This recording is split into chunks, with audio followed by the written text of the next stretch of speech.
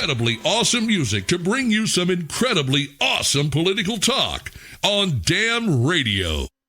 Hello, good morning, and welcome. I am Samuel Trapp. This is International Flavor. You are listening to Damn Radio. Now, I just wanted to let you know this is my first show in the morning, and things have not gone as planned. I am starting a half an hour late. Normally, the show time will be 7:30 a.m. In the mornings. I had a little bit of unforeseen weather, unforeseen circumstances, and things did not go as planned. At any rate, here we are, and there's plenty to do and plenty to talk about. And I've had an interesting Thanksgiving week just back. Basically took a week off basically from the show. Did some running around, got some things done, haven't been feeling well, all kinds of stuff. So I want to jump right into it. There's plenty of discussion going on. I want to cover today some of the, our Whitkoff is in Moscow and is supposed to meet with Putin, has been meeting with them. There are plenty of timeline updates in there to go through. But what I wanted to start with today is going through the ultimatum. There was a Russian plan that was an 8-point plan that was put out in the first part of December of 2021. This was before, the increase. Hostilities have been going on since 2014. Now, in America, nobody knew that, I shouldn't say nobody, but a few of us knew that or had been following that beforehand about what was really going on in the massive expansion of NATO eastward since 91 when I was a nuclear testing guy or arms control guy, interpreter. And so I wanted to talk about a little bit about this ultimatum and share with you an article from, there were several articles, but I chose this one that I would like to share with you that was from The Guardian, that was put out on December 17th of 2021. And it's not horribly long, so I'm going to share it with you. If the whole thing is here, let's see. Yeah, it appears that the whole article, sometimes you start reading them and then they want you to pay for something to get the older articles. And so this was written by a guy named Andrew Roth, who was in Moscow, wrote this from Moscow way back when. And then basically there was a highly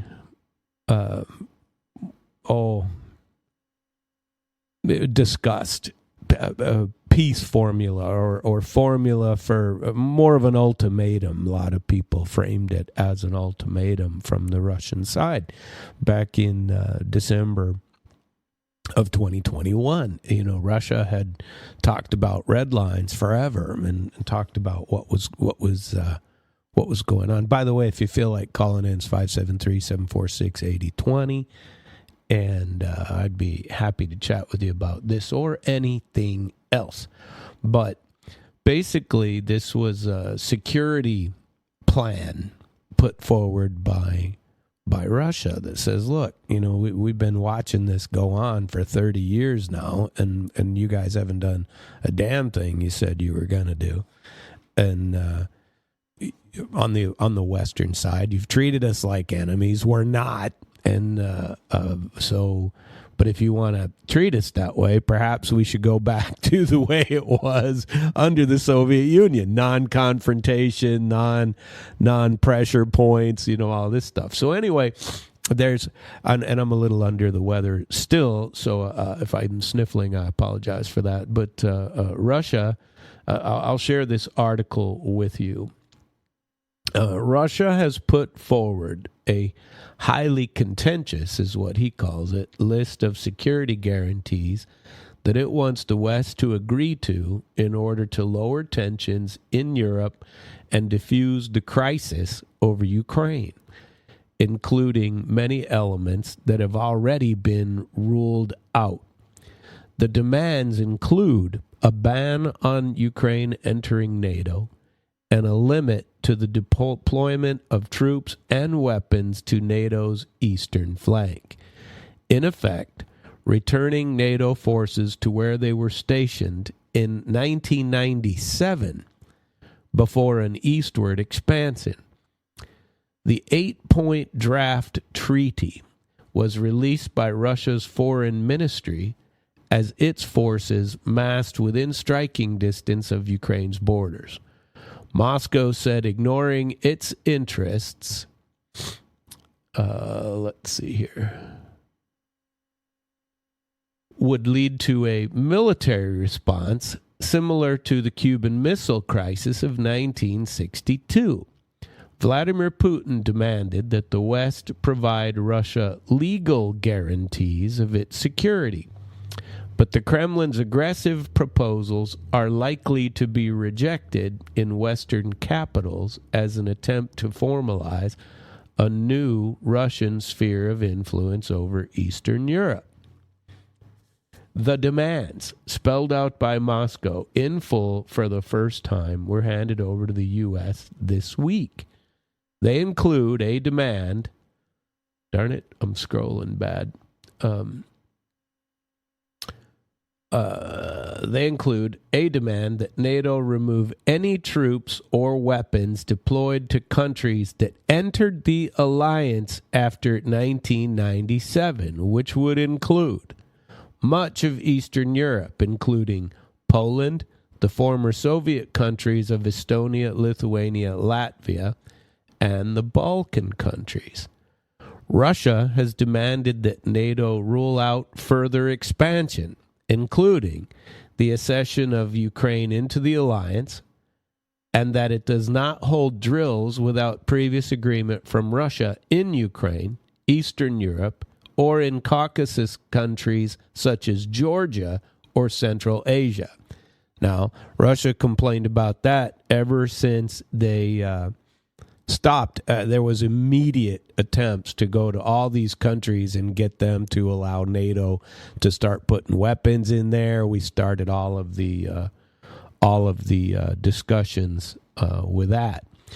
And so these proposals are likely to be viewed extremely negatively by NATO countries, in particular Poland and the Baltic states. Now, I reported to you from one of the Baltic states back in September, and they're extremely, and they didn't used to be, but they're very anti-Russian. You can't even speak Russian over there. They have a cow, it's nonsense. But they're very, very anti-Russia, and it doesn't make a whole lot of sense that they are. They have warned that Russia is attempting to these proposals. They have warned that Russia is attempting to reestablish its sphere of influence in the region and view this document as proof that Moscow is seeking to limit their sovereignty. Hard not to agree with that, but the big boys on the block are the U.S. I mean, do they have any sovereignty as far as the U.S. is concerned? You could probably take the opposite view of that, those small countries, especially the pre-Baltiki, the Latvia, Lithuania, Estonia, are certainly not independent, let's call it that. They are not independent. They are subject to everything, and they are goading, and they're goading Russia with the backing of the U.S. nowadays. So at the time, though, it said a senior U.S. official said on Friday that the Kremlin knows that some parts of its proposal were unacceptable. The NATO head at the time, anyway, Jens Stoltenberg, has already ruled out any agreement denying Ukraine the right to enter the military alliance, saying it is up to Ukraine and the 30 NATO countries, which at the time, there were only, I can't remember the exact amount, I want to say 19 NATO countries in 97. And everybody made a real strong effort. And, George Bush won. We won't go 1 inch to the east, we will, and then many other promises from the West. There are already major obstacles to Ukraine entering the alliance, including its territorial dispute with Russia over Crimea. The Russian document also calls for the two countries to pull back any short or intermediate or medium-range missile systems out of reach of each other, replacing the previous INF treaty that the U.S. left in 2018. White House Press Secretary Jen Psaki said that the U.S. had seen proposals from Russia to start talks and was speaking with its European allies and partners. And she said, there will be no talks on European security without our European allies and partners. The Russian Deputy Foreign Minister, Sergei Rybakov, said on Friday that there was no deadline for talks, but that Russia wants to begin negotiation without delay and without stalling. We can go any place and any time, even tomorrow, he said in animated remarks. Asked whether he thought the requests were unreasonable, he said, no, this is not about us giving some kind of ultimatum. There is none. The thing is that the seriousness of our warning should not be underestimated, he said. Now, the reason I'm sharing this with you is because I want you to fast forward to everything that has gone on today. And we're not quite done. We have a few more paragraphs to go here. But I want you to be paying attention to this because of current events. Dmitry Trenin, the head of the Carnegie Moscow Center, wrote that Russia's public release of its proposed agreement may suggest that Moscow rightly considers their acceptance by the West unlikely. This logically means that Russia will have to assure its security single-handedly, most probably by military technical means, he wrote. Western countries have warned that Russia may be preparing an invasion of Ukraine in January as Russian tanks, artillery, and missiles have massed near the borders. Ukrainian President Volodymyr Zelensky has called on the West for additional aid in case Russia decides to launch a broader offensive. On Friday, Ukraine said that one of its soldiers was killed during fighting with Russian-backed separatists in the east of the country. He was reportedly killed in an attack using grenade launchers and mortars.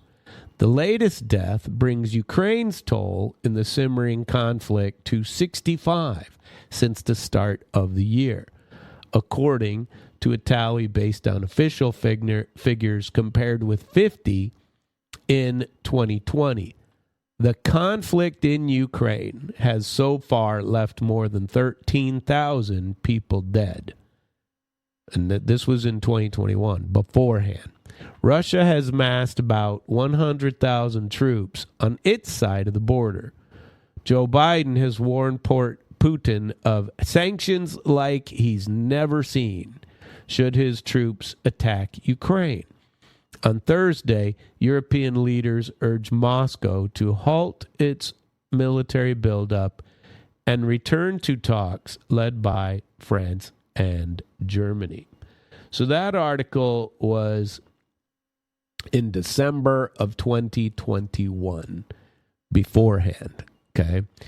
And the release of the documents, where is it?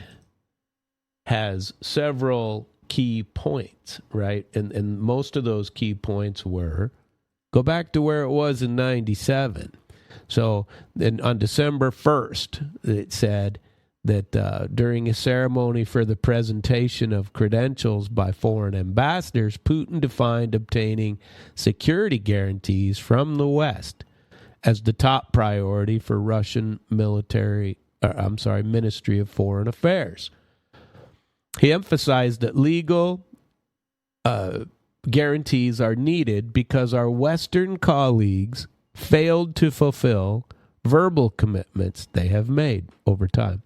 December the 2nd. In Stockholm, Russian Foreign Minister Sergei Lavrov issued the ultimatum to the West, stating that Ukraine is being pumped with weapons way back then, and the nightmare scenario of military confrontation is returning.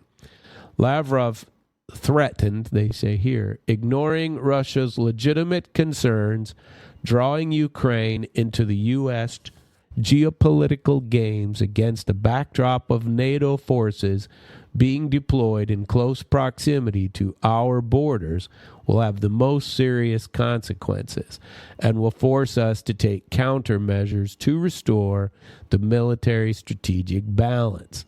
The alternative to this could be long-term security guarantees on our western border, which should be viewed as an imperative requirement. I think that's very well put.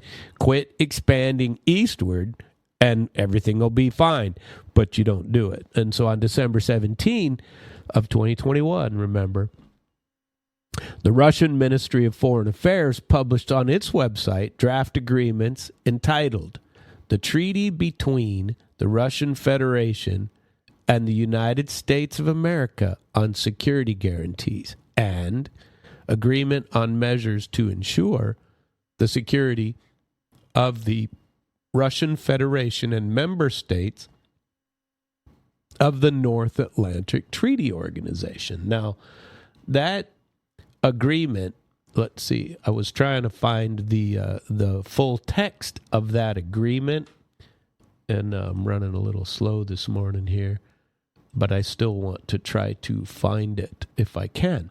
And while I'm looking for it, I'll tell you this. This has been the same old from the point of view of the Russians. You know, here's how we have put that together. They have been saying, quit expanding, quit going. And what they're saying now with Whitkoff being in Russia is that some of these same things are being discussed now. And they're saying, we don't need the agreement in NATO. All we really need is the agreement of Donald Trump. And so there was, and again, I like to follow these timelines. And what I may do is go through some of these timelines for you and go from the very beginning of all of that, because it has been quite a change in what they, and you know, here's, like, for example, we have there's no more I think it's fair to say that nobody is claiming that Ukraine is gonna win.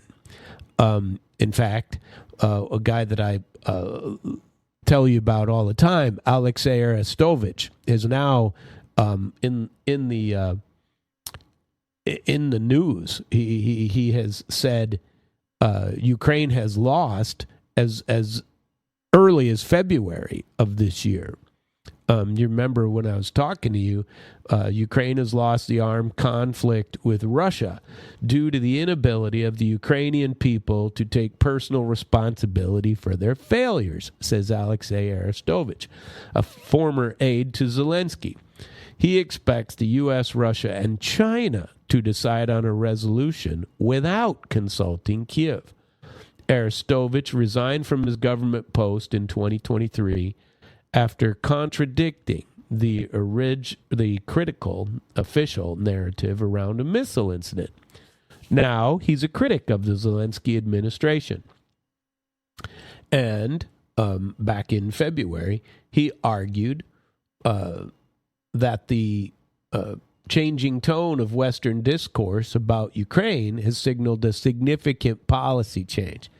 U.S. President Trump will sort things out with Putin and Xi Jinping without consulting us, because engaging with those who deny reality is futile, he wrote. We have lost the war due to our own stupidity, pride, and stubbornness. In truth, we have defeated ourselves, Arestovich added. We have created a society of mutual hatred and intolerance in which every individual is right and everyone collectively is to blame. At that time, he cited several recent news stories, calling them a wake-up call for Ukrainians to acknowledge defeat and their role in it. Keith Kellogg, Trump's special envoy, this is back in February, has called on Kyiv to resume presidential and parliamentary elections. That was back in February. Conservative U.S. political commentator Tucker Carlson branded Ukrainian leader a dictator. Remember that? During a debate with British television host Piers Morgan. Additionally, Washington's decision in January to suspend foreign aid programs forced many Ukrainian NGOs and media outlets to solicit private donations to avoid their own shutdowns. And so they have experienced some of that. Public statements and media reports suggest Trump seeks a freeze of the Ukraine conflict, blah, blah, blah. And but even back in February, and this has been going on for a while, the Ukrainian military is plagued by large-scale desertion, poor morale, while Russia continues to advance. Meanwhile, Zelensky has called on Kyiv backers to deploy 200,000 troops as peacekeepers. He urged Trump to adopt peace through strength. And nonsense. And Whitkoff, well, he's never been a huge. I have never been a huge fan of the old Whitkoff. But now, fast forward till November, just last week, Zelensky wanted his European backers at meetings. He can't talk anymore. Now Whitkoff is in Moscow. We'll see what happens now, but it's a completely different statement than it was before. And so if you go back through, I wanted to go through the timeline. Where are we? This is as of December this is pretty much current as it is going on, but we're going to go back all the way through yesterday and see some of these where they start, because there's a lot of video and there's a lot of things that were going on. And so Putin welcomes U.S. envoy to Moscow for Ukraine. Steve Whitkoff is expected to present an updated American-backed peace plan. So after weeks of talks, the focus of the U.S.-led peace initiative is moving to Moscow. So Putin is set to welcome Steve Whitkoff, the U.S. Special Presidential Envoy, to discuss a plan for resolving the Ukraine conflict. The discussion is expected to focus on the key parts of the American-backed peace framework, which initially was a 28-point draft that was leaked to the media last month, leaving Zelensky's Western European backers blindsided and sidelined. Since then, Zelensky's inner circle is exposed as corrupt, and his forces have suffered significant territorial losses on the front line. And the alleged initial peace document has been the subject of several rounds of talks and what they call in Russia megaphone diplomacy. meaning only in the media or social media and not through official channels. Whitkoff met a Ukrainian delegation minus Andrei Yermak, who has been fired in Florida for 4 hours, which officials describe as productive, but media sources said were not easy. Although Zelensky has officially ruled out any concessions to Moscow, the talks are expected to focus on territorial questions that have been exacerbated by Kiev's multiple frontline setbacks, maximalistic demands from the EU, and diplomacy of the U.S. Now, if anybody is finally beginning to engage in a little bit of diplomacy with Russia, it is the United States. Finally, they're starting to talk a little bit. Now, I've complained about this forever, that it's just not happened. So Whitkoff and Dmitriev, this is the start of it, came along, and I'm going to go through a bunch of these. Whitkoff and Dmitriev had lunch at a restaurant in downtown Moscow. Footage shows the two men in their age walking to the Central Universal Department store, Tsum, not far from Kremlin.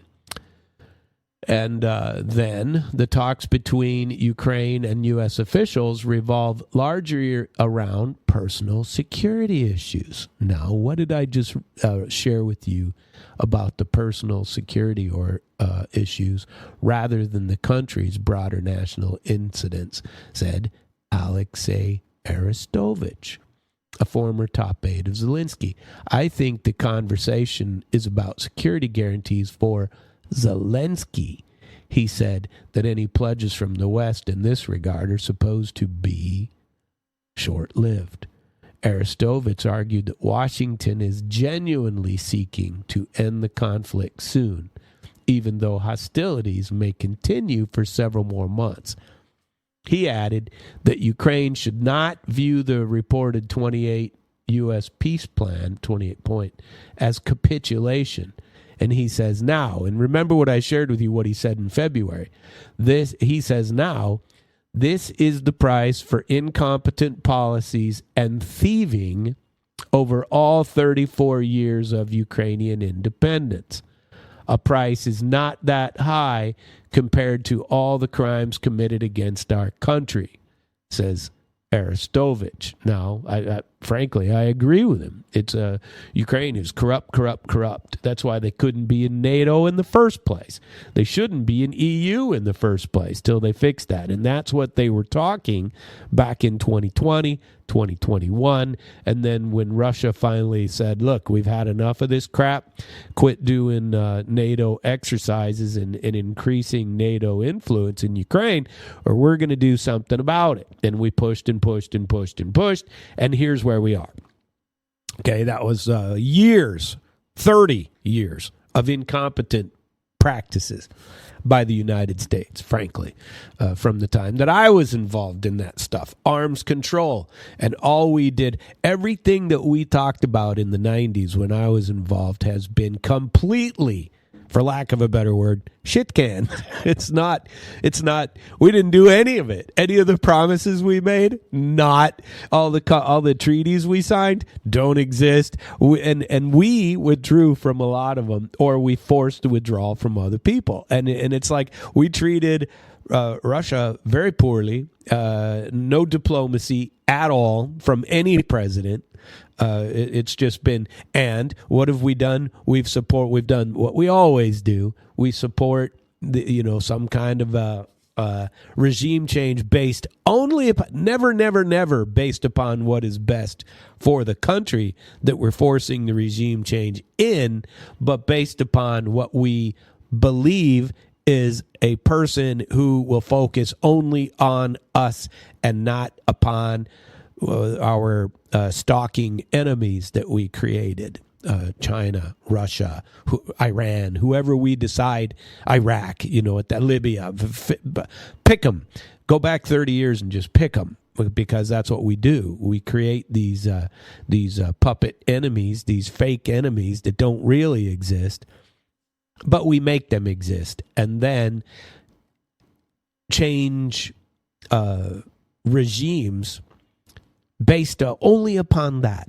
If we get somebody who's going to be favorable to our current leadership, then it's worthwhile, right? That's our practice governmentally for the last at least 30 years, probably closer, probably ever since World War II, but it's been much more prevalent with the creation of wars that didn't exist for the last 40 years.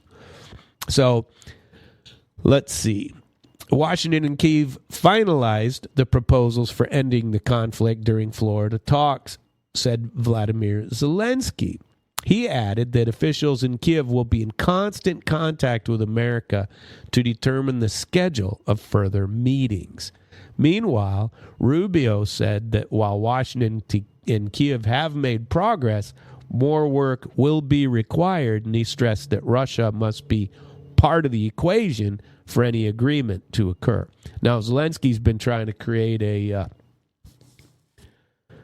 own victory plan, his peace plan. Remember those have been going on for so long. The U.S. side has been saying these negotiations, if you want to call them that, from the Ukraine side are not easy. A little bit after that, U.S. officials have been markedly less focused on European security.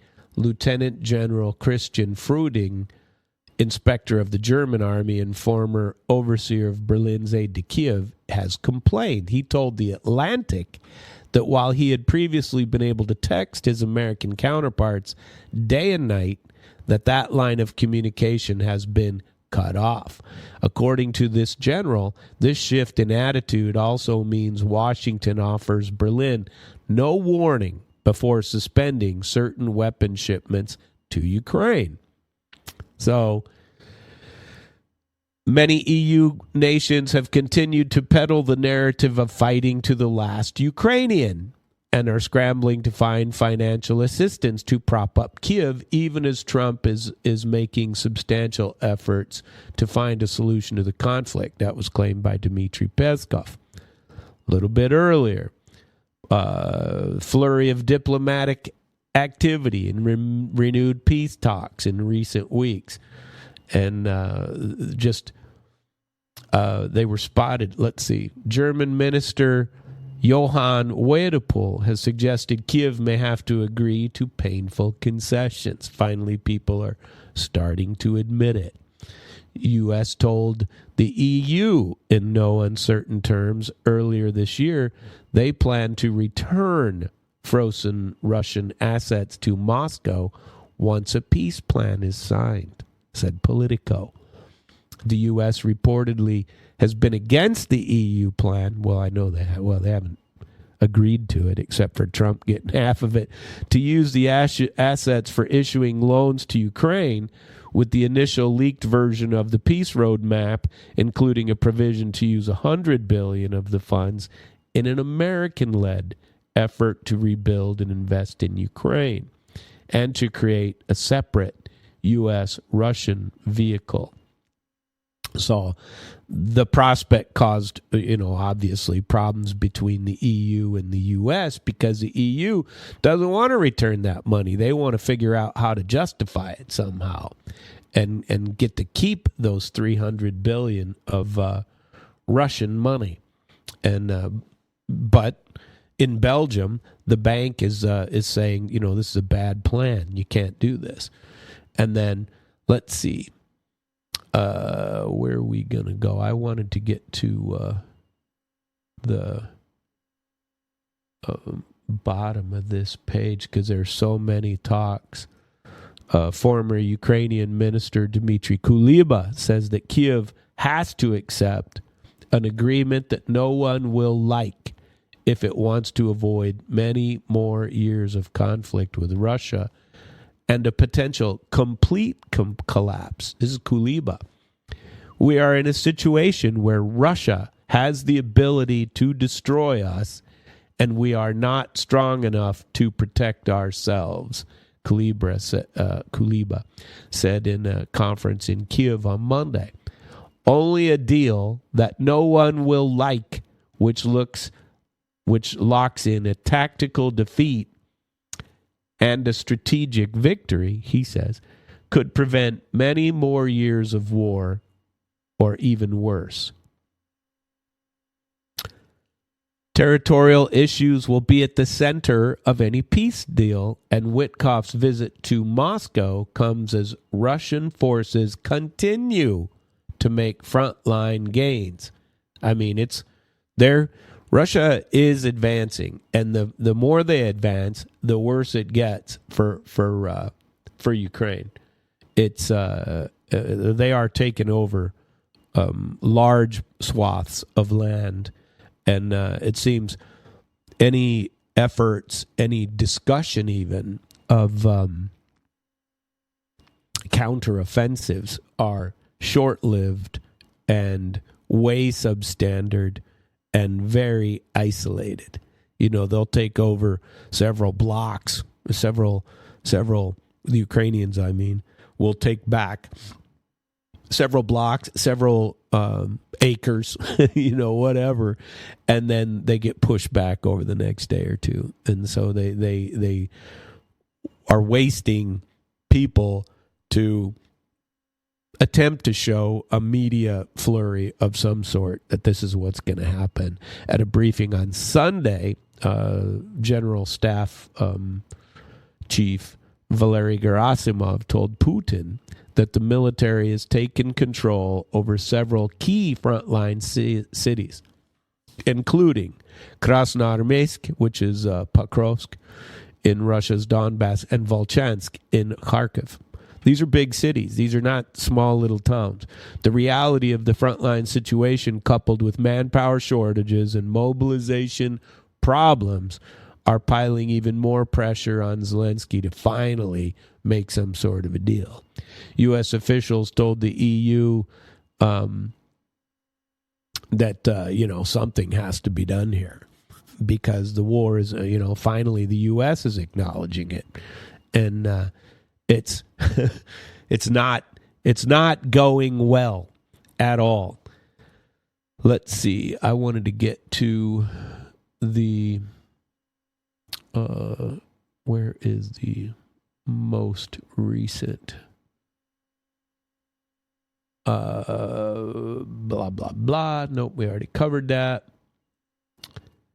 And here we go. This came out yesterday.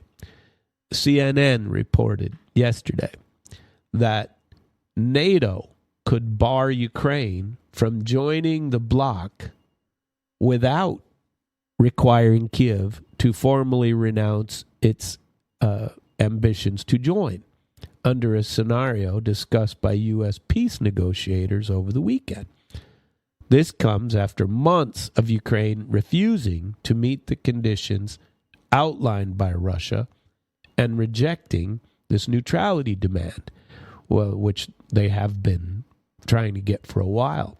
Last month, the U.S. put forward a 28-point plan aimed at ending the fighting and, cap the army.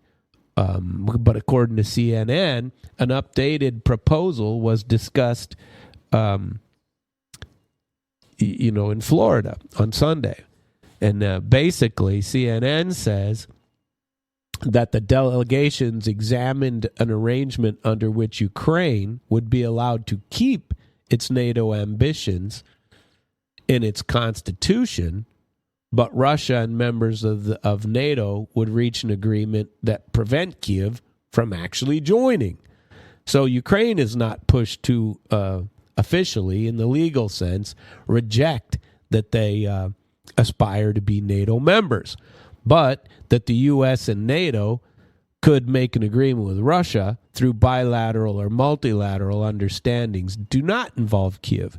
The CNN source said negotiators had also made progress on the issue of Ukraine withdrawing troops from the territories in the Donbass, which is Donetsk and Lugansk, but declined to provide further details, saying the matter is too sensitive.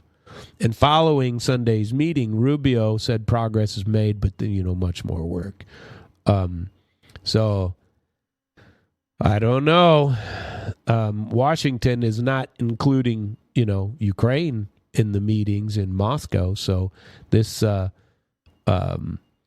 Washington has decided to stop negotiating with the supporting cast, according to this Russian article, and to go straight to the main stage. So you got to quit dealing with the people that don't matter and go straight to U.S./Russia, which should have been done a long time ago. Donald Trump's designated deal maker, Steve Whitkoff, and Jared Kushner, by the way, who has been informally involved in back channel discussions, they are contributing to this debate. But the trip by Whitkoff is capping a week of shuttle diplomacy where political turmoil is growing. The corruption is becoming ever more relevant to the discussion, and I don't know that Zelensky, lives through this, let alone survives the political turmoil. I think he's in some real trouble, and this could be a very bad resolution personally for him.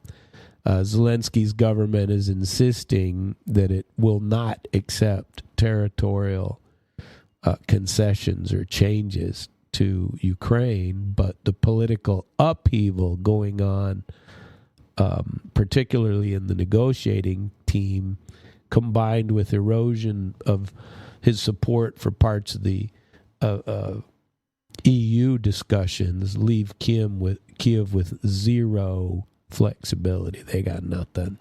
So more and more American officials are trying to sell settlement as a strategic necessity. That's because they know they have lost. So what are we supposed to be watching for, by the time JR's show starts today? I think we should be watching for senior will Moscow's senior officials publicly outline a counter draft to whatever Whitkoff is proposing, or will they continue to call the talks preliminary? And, will the U.S.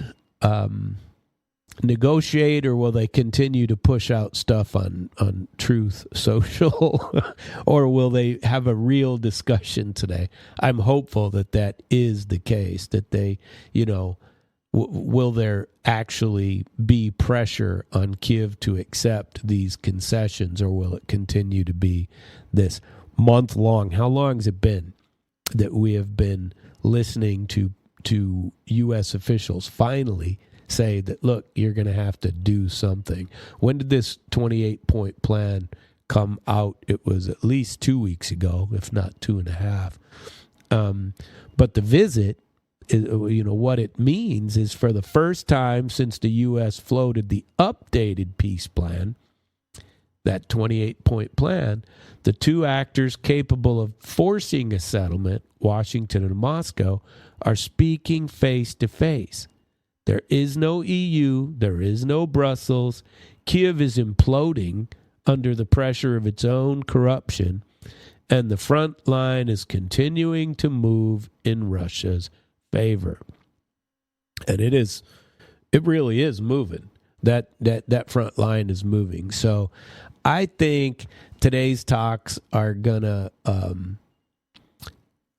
to be highly revealing of what they are saying behind closed doors. But I think with Arestovich, with Yermak being gone, with Mindik being having run away to Israel, with Zelensky being on his heels, and all of this, we might finally see this nightmare ending. Not for the a-holes involved in all of this from the very beginning, but for the people that matter, the ordinary Ukrainian who is being forced into a fight that they do not wish.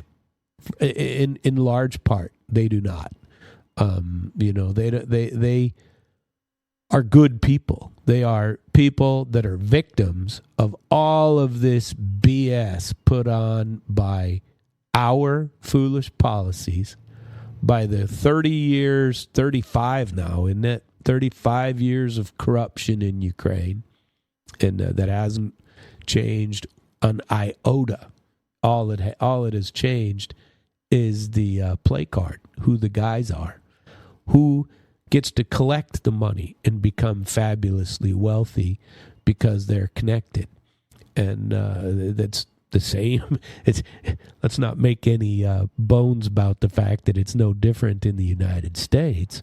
We have similar, get rich plans. You want to be rich and you don't want to work for it.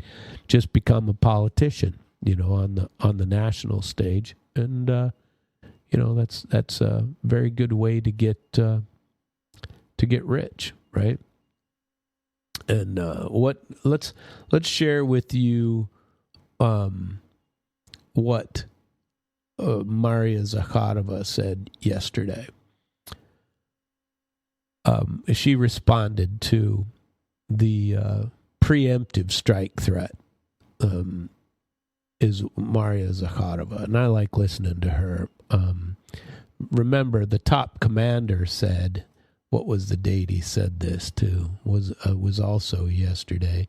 He said that NATO members should find ways to be more aggressive towards Russia, said its top military chief, Admiral Giuseppe Cavo Dragone, chair of NATO's military committee, told the Financial Times in an interview published Sunday that member states have been weighing options to respond to what he describes as a hybrid war. We're studying everything. Being more aggressive or proactive instead of reactive is something we are thinking about. He added that a preemptive strike, get this is a NATO guy talking about a preemptive strike, and would be considered a defensive action, though it would be further away from our normal way of thinking and behavior. According to Financial Times, diplomats from Eastern Europe have been especially vocal in demanding tougher actions against Russia, including retaliatory cyber attack.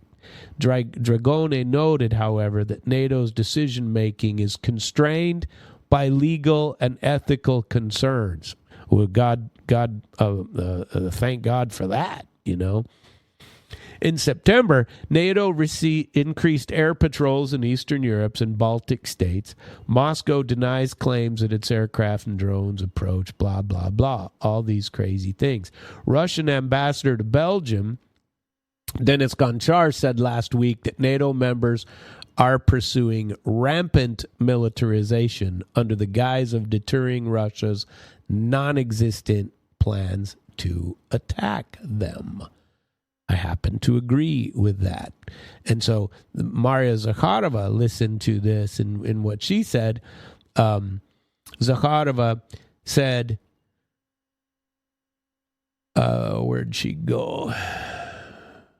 A recent statement by a NATO admiral that the bloc could consider preemptive strikes against Russia shows that it is seeking escalation and a desire to derail the Ukrainian peace process, she said.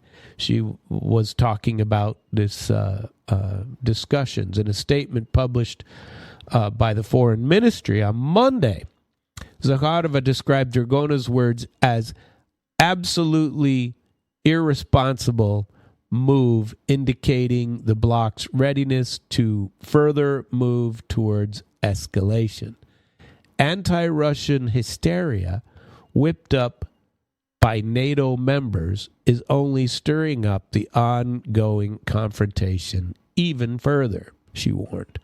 Dragona's statement debunks a myth about purely defensive nature of the military bloc, she said. And she also said that NATO has not been hiding its goals or intentions for a long time. I say 30 years. She accused the bloc of deliberately seeking to disrupt efforts aimed at finding a way out of the Ukrainian crisis. People making these statements, she said, should understand the corresponding risks and potential consequences, including for its bloc members. The EU has increasingly used anti-Russian rhetoric to justify massive, and I mean massive, military expenditures. Rearm Europe package, which was presented in March, aims to increase funding $933 billion. That's nearly $1 trillion, is it not? To expand the EU nations' militaries under the pretexts of countering this alleged Russian threat. NATO pushed its members to commit to spending 5% of their GDP on military this summer. And frankly, there's no proof that this is what is going on. You know, I watched last night a number of videos where these Fab 1500s and Fab 3000s. There was one that destroyed, I believe it was in Dnipro, the city of Dnipro, destroyed a drone factory in Ukrainian Dnipro. Meanwhile, there was a Turkey. Have you heard about this? This just came out. There was a Russian-flagged tanker that was going to Georgia, and it was attacked in the Black Sea, according to Turkish officials. So last week, Russian authorities accused Kyiv of carrying out drone attacks on commercial vessels. In a statement on Tuesday, the Turkish Ministry of Transport and Infrastructure said the Midvolga 2 tanker, which was carrying sunflower oil, was attacked 80 miles off of the country's coast. The ship, which currently has no injuries among its 13 personnel, didn't request any serious assistance, but it was attacked. The ship is proceeding towards Sinop on its own engines. Later, Russia's Federal Agency for Sea and Inland Water Transport said the vessel had been attacked by a drone and had received some minor damage. Last week, several explosive sea drones struck two Gambian-flagged tankers, the Kairos and the Virat, off of Turkey's coast. And Ukrainian media sources described the joint operation as involving its own security service. In addition, the suspected Ukrainian drone attacks on crude hubs in the Black Sea belonging to the Caspian Pipeline Consortium operated by Russia, Kazakhstan, the U.S., and several Western nations also occurred.